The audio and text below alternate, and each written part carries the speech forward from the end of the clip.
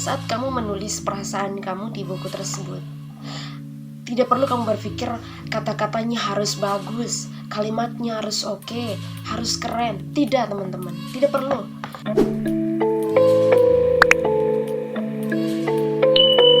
Hai, jumpa lagi bersama saya, Happy Heriberta. Sesuai dengan judul yang teman-teman baca, saya akan sedikit menjelaskan bagaimana cara mengatasi perasaan negatif dengan cara menulis.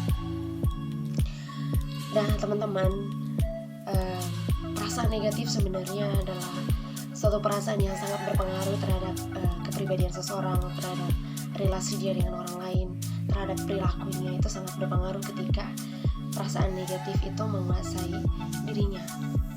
Nah, teman-teman, kita sebagai makhluk sosial tentunya kita hidup berdampingan dengan orang lain, dengan lingkungan sekitar. Namun dalam kehidupan sehari-hari, dalam kehidupan kita yang berdampingan dengan orang lain, tidak selamanya berjalan mulus. Ya, itu harus diakui. Tapi ada yang namanya konflik, teman-teman, yakni masalah. Sebetulnya salah satu hal yang menyebabkan hadirnya perasaan negatif itu adalah konflik. Ya. Dan ketika seseorang dikuasai oleh yang namanya perasaan negatif, itu sangat berpengaruh terhadap kesehatan mental seseorang, ya, terhadap dirinya, terhadap perilakunya. Biasanya ketika orang-orang mengalami yang namanya perasaan negatif, mereka akan berusaha untuk mengatasi perasaan ini dengan berbagai cara.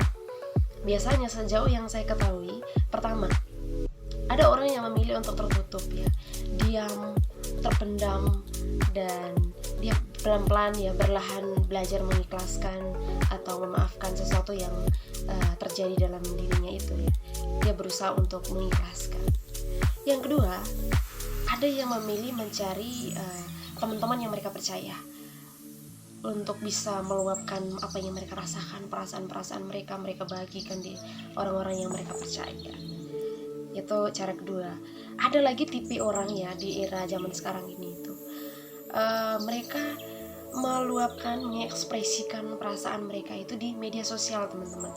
Di Facebook, WA, Instagram itu sering sekali saya temukan, ya. Itu ada yang mengeluh di media sosial dengan dimana dia menarasikan perasaannya, lalu menyindir orang lain, ya, menyindir terang-terangan, memaki orang, menghina orang. Pokoknya dia meluapkan kekesalannya, kemarahannya, perasaan-perasaan negatifnya di media sosial. Nah, cara ini, teman-teman, kalau menurut saya agak keliru, ya, kalau kita share di media sosial. Kenapa? Karena menurut saya, bukan hanya menurut saya, menurut teman-teman juga yang menontonnya, media sosial itu kan digunakan oleh berbagai kalangan, ya. Nah, ketika kamu mengekspos, ya, mengupload status yang menyindir orang, mengeluh, sebenarnya orang di situ mungkin ada yang memberikan like, komen. Yang komen, nah, belum tentu peduli. Yang komen ini sebenarnya hanya penasaran, ya. Masalahnya apa? Paling kata-katanya sabar, ya. Siapa sih yang tidak bisa katakan sabar, ya kan? Tapi teman-teman perlu ingat dari sisi lain, ya, ada orang di media sosial itu kan dari berbagai kalangan. Ada yang bersifat kritis, ya. Orang akan menilai kualitas diri kamu tuh seperti apa ketika kamu menyindir orang lain, menghina orang lain di media sosial. Orang akan hanya menilai kamu tuh yang bagaimana kualitasnya kamu, ya. Jadi hati-hati. Jadi itu bukan cara yang tepat, ya. Masih ada cara yang lebih bagus. Nah, terkait dengan cara ini, saya ada satu rekomendasi cara, ya. Cara mengatasi perasaan negatif itu dengan cara menulis, ya. Kenapa saya rekomendasikan kalian menulis? Karena menurut saya, sesuai dengan pengalaman saya, ini adalah cara yang ampuh agar kamu bisa kembali tenang, ya. Memang tidak bisa menyelesaikan masalah, tapi bisa memberikan kamu sebuah ketenangan, dan dari ketenangan itu kamu bisa berpikir jernih kembali, ya. Oke, menulis, teman-teman. Kamu bisa mengambil sebuah buku dan pulpen.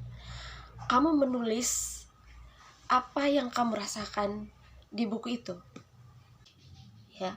Kamu bisa menulis di buku. Setelah kamu menulis, kamu boleh simpan bukunya.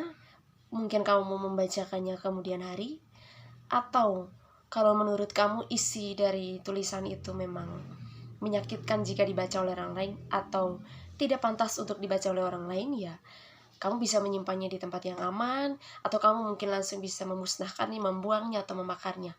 Yang paling intinya adalah bisa menghilangkan perasaan negatif yang ada di diri kamu, ya.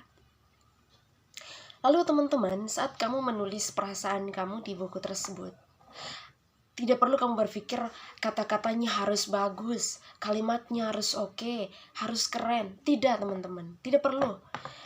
Yang paling penting adalah kamu menulis di situ apa adanya, ya. Tidak perlu keren, tidak perlu rapi. Kamu cukup membuang apa yang ada dalam pikiran kamu, meluapkan, menceritakan, membagikan, membuang apa semua perasaan negatif yang ada dalam diri kamu, teman-teman. Jadi tujuannya itu, ya.